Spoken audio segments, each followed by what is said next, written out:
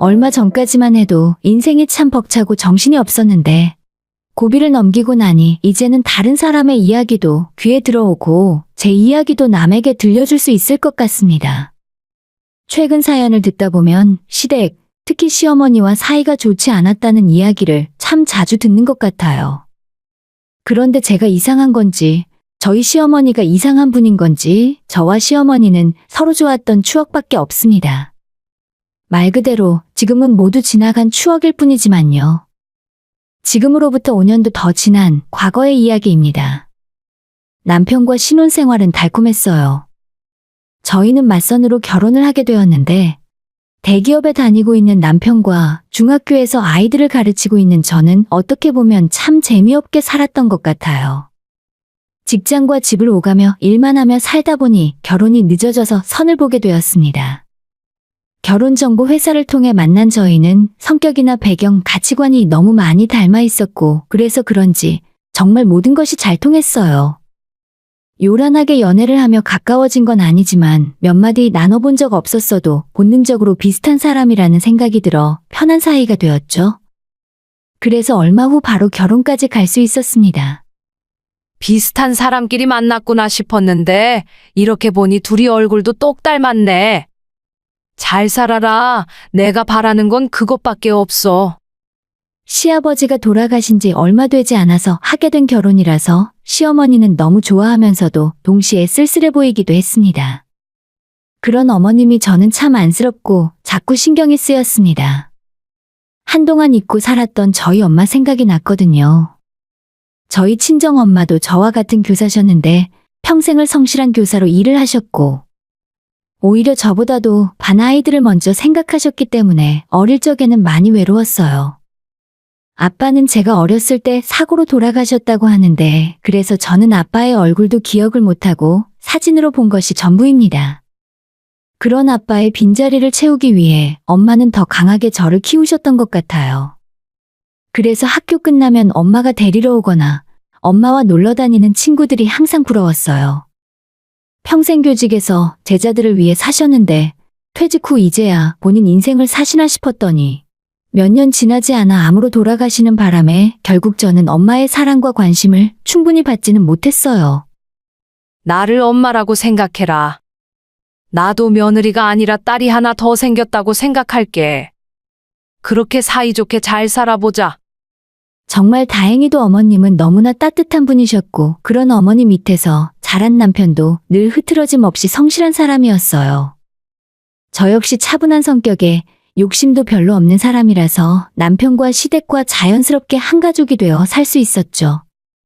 결혼 후 신혼 1년 동안에는 남편과 협의하에 아이를 갖지 않았어요. 연애를 너무 짧게 했기 때문에 신혼 생활을 마치 연애처럼 즐기고 싶었거든요. 제 나이가 어느새 30대로 접어든 지 한참 지났기 때문에 걱정이 없는 건 아니었지만 신혼 생활을 잃고 싶진 않았어요. 하지만 그렇게 1년이 지나 임신을 준비하게 되었는데 저희 생각만큼 아기는 빨리 찾아오지 않았습니다. 너무 걱정하지 말고 좋은 거 먹으면서 천천히 생각해.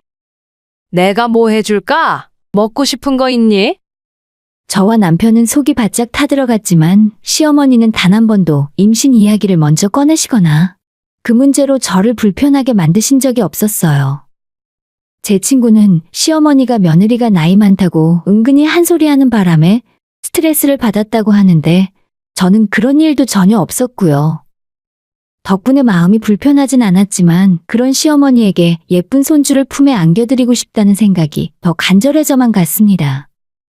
온 집안 식구들이 다들 착한 사람들인 것 같아서 아이가 태어나도 착한 아이가 태어날 것 같았어요. 그런데 결혼하고 4년 정도가 지났을 때 남편이 갑자기 제게 미국 지사로 출장을 가야 할 것 같다는 말을 하는 겁니다.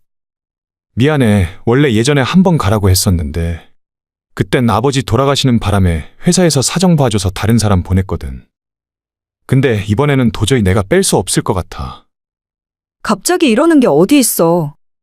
그럼 얼마나 가야 하는데? 짧으면 2년이고 길어도 3년이면 될 거야. 그래도 갔다 오면 승진도 빠를 거고 추가 수당도 많이 받을 테니까 좋은 면도 있어. 처음 그 이야기를 들었을 때는 저도 미국을 따라갈까 생각도 했어요. 제 직장 문제도 있기 때문에 결혼을 하지 않았다면 그냥 헤어지거나 기다리는 쪽으로 생각을 했겠지만 부부인데 그럴 이유가 없더라고요. 여보, 나도 휴직할게. 당신 먼저 가 있으면 올해 우리 반 애들만 졸업시키고 나도 따라갈 거야. 갑작스러운 변화에 당황스럽기도 했지만 남편과 함께 미국에서 지낼 생각을 하니 나쁘지 않았어요. 그런데 갑자기 찾아온 불행의 씨앗이 인생을 알 수 없는 곳으로 끌고 갔습니다. 시어머니가 건강검진을 하셨는데 그 결과가 나오는 날이었어요. 어머님은 위암 진단을 받으셨고 공교롭게도 저희 친정엄마가 돌아가신 원인 역시 위암이었습니다. 평소에 조금만 많이 드셔도 소화가 안 된다고 하셨던 분이라 그냥 그런가 보다 생각을 했었는데 건강검진을 해보니 위암이셨어요. 본인이 증상을 느끼기 시작하면 이미 많이 늦은 것이 위암이라는 것을 저는 누구보다 잘 알고 있었죠. 검사 결과를 듣고 얼마나 놀라셨을까 시어머니도 걱정이 되고 특히 이제 막 시집간 지 얼마 안 된 시누이도 걱정이 되더라고요. 난 괜찮아. 요즘 암이 무슨 큰 병이라고. 수술하면 살 수 있대. 걱정하지 마. 이 와중에서 제가 걱정할까봐 먼저 웃어주시는 시어머니가 존경스러웠어요. 어쩌면 이리도 매사에 침착하시고 속이 깊으실까 싶었습니다.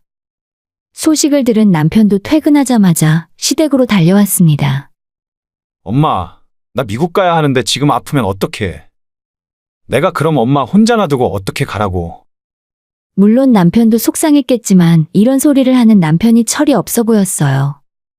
워낙 평소에는 말수가 적고 일희일비 안 하는 스타일이다 보니 어른스럽게 느껴졌는데 어떨 때는 너무 자기 생각만 하는 철없는 아들의 모습을 그대로 하고 있었죠.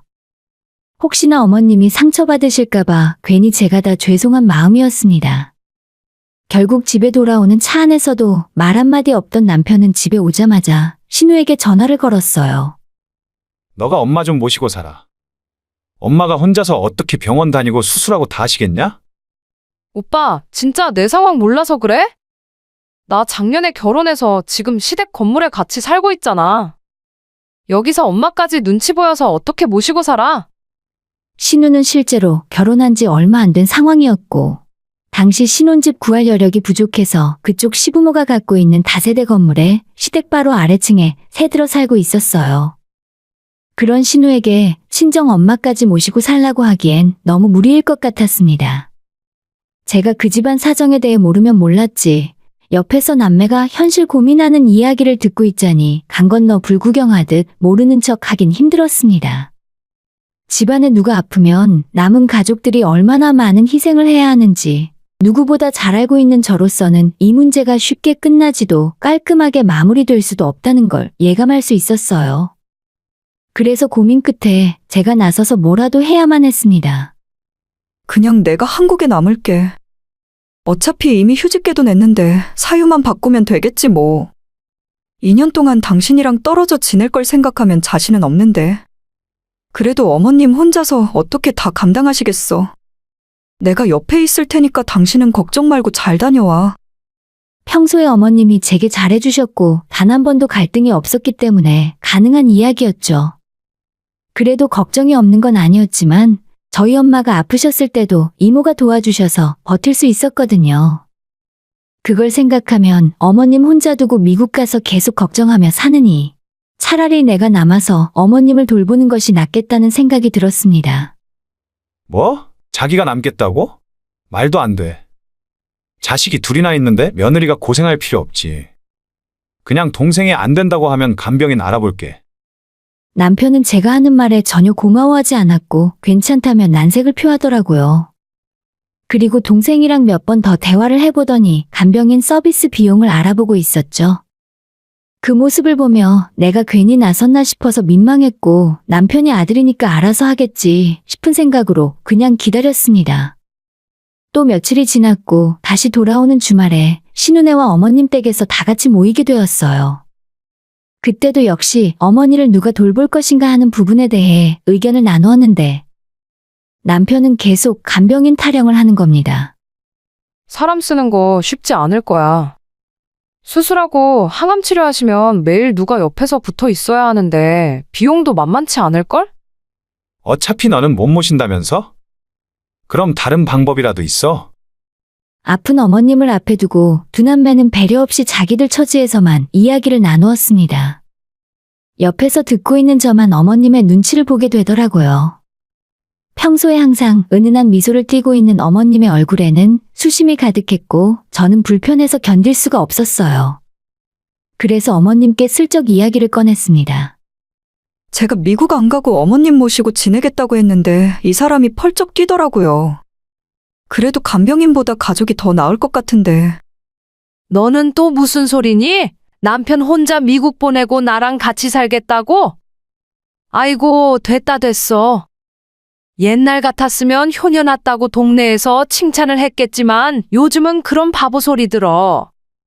말이라도 고맙다, 너밖에 없네. 싫다고는 하셨지만 어머님의 표정을 보니 좋은 마음을 숨기지 못하셨어요.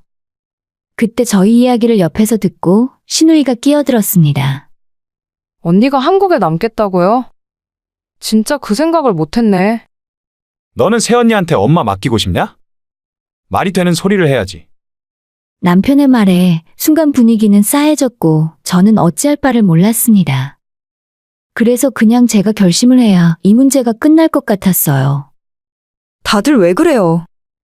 여기서 제일 힘드신 건 어머님이시잖아요. 그냥 깔끔하게 정리할게요. 제가 한국에 남아서 쉬엄쉬엄 어머님 모시고 병원 다닐 테니까 그렇게 아세요. 지금은 괜찮아 보여도 앞으로 수술이고 입원이고 하다 보면 생각보다 손이 많이 필요하실 테니까 제가 어머님 옆에 있을게요.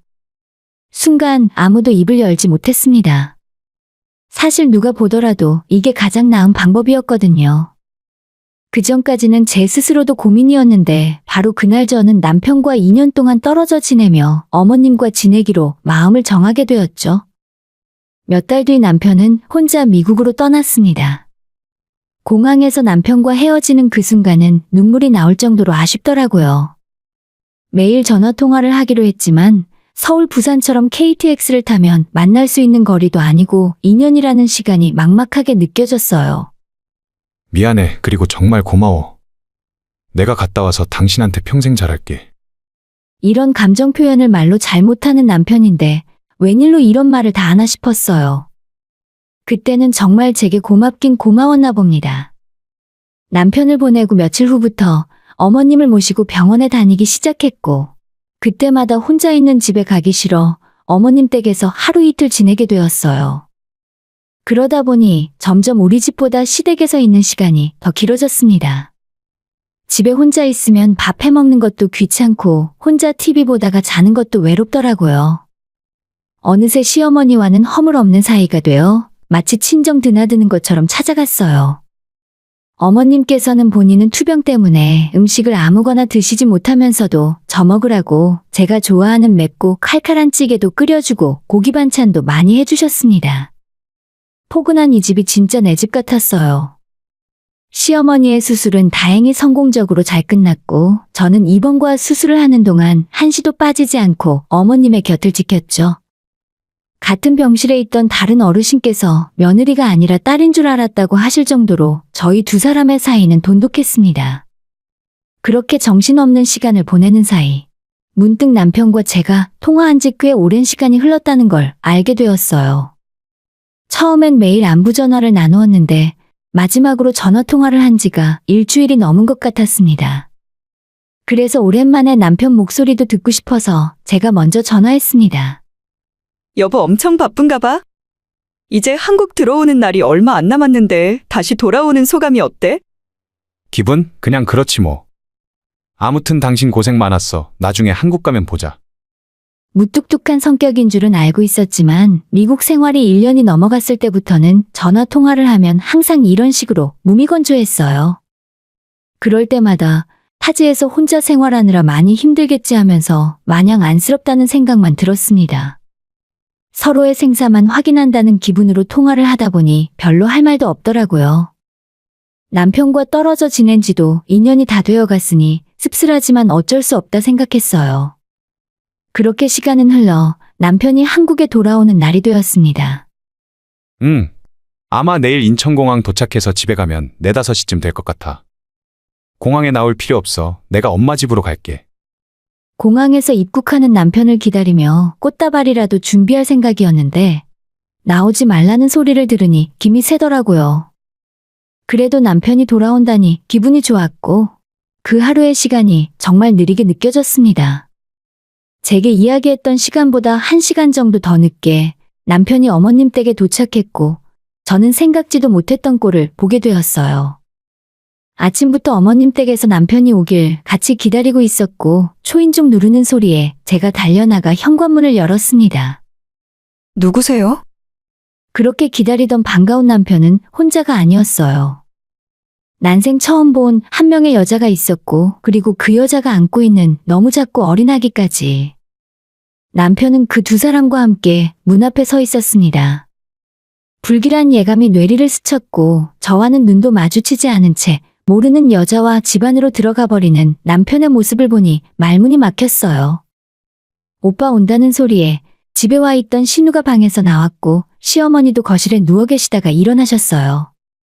그리고는 두 사람 모두 저와 똑같은 반응이었죠. 누구세요? 드디어 온 식구들이 다 모인 자리에서 남편은 폭탄 선언을 시작했습니다. 저와 이 사람의 아이예요. 엄마, 이제 할머니 된 거라고요.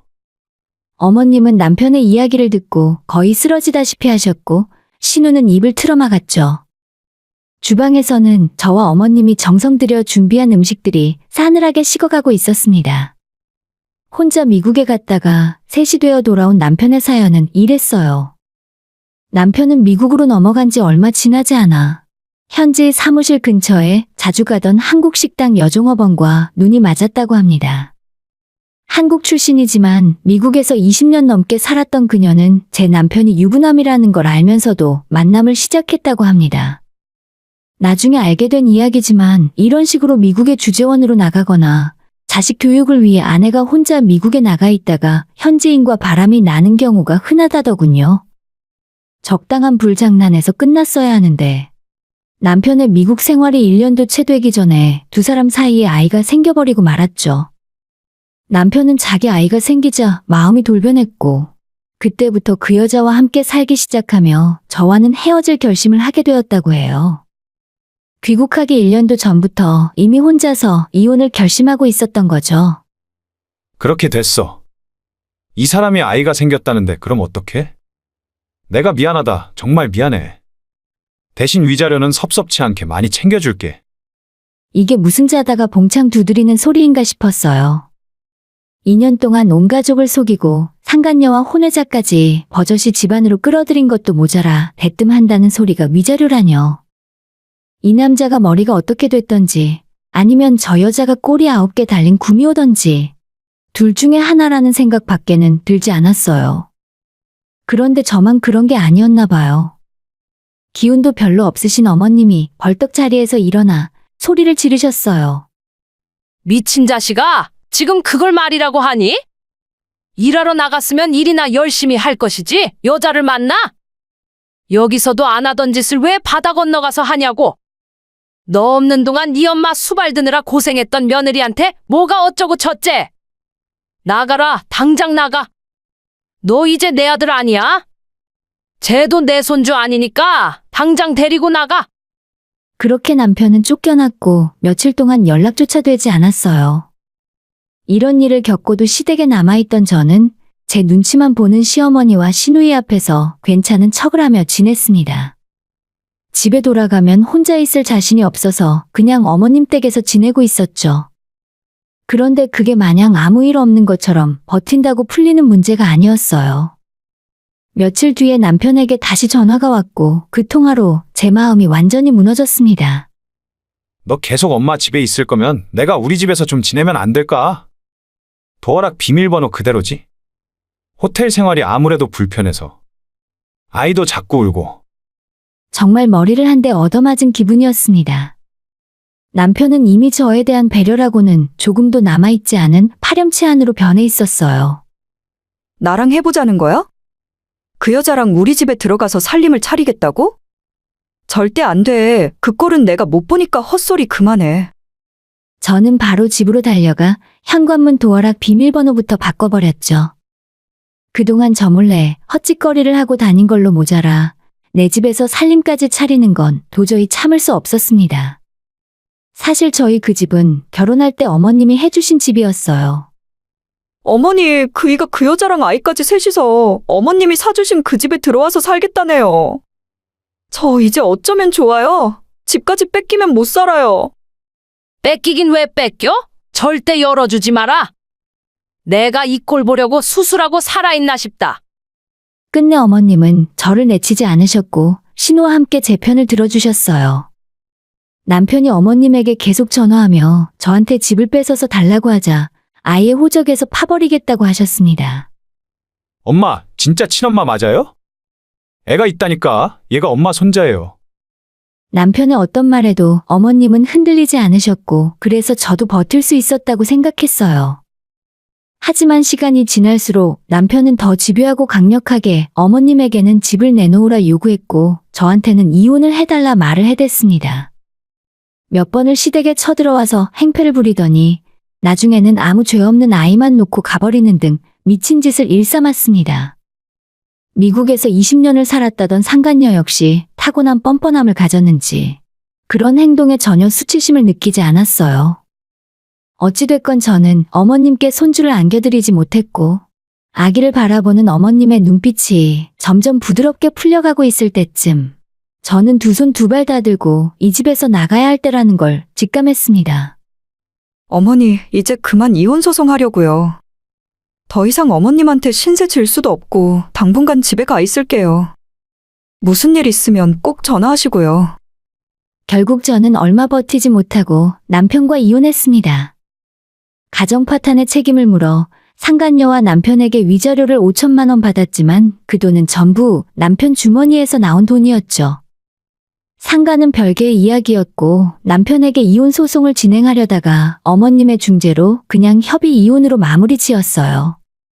어머님께서는 남편에게 저희 부부 살던 집을 온전히 저한테 넘겨주지 않으면 앞으로 본인이 가진 재산을 한 푼도 주지 않겠다고 협박을 하셨습니다. 결국 남편은 순순히 협의에 응했고 집을 받는 조건으로 이혼하게 된 거죠. 아가, 내가 지은 죄가 많아서 그런가 보다. 부디 우리 식구 너무 미워하지 말고 속에 원망 품지 말고 잘 살아라. 넌 좋은 사람이니까 저런 놈보다 훨씬 좋은 사람 만나야 해.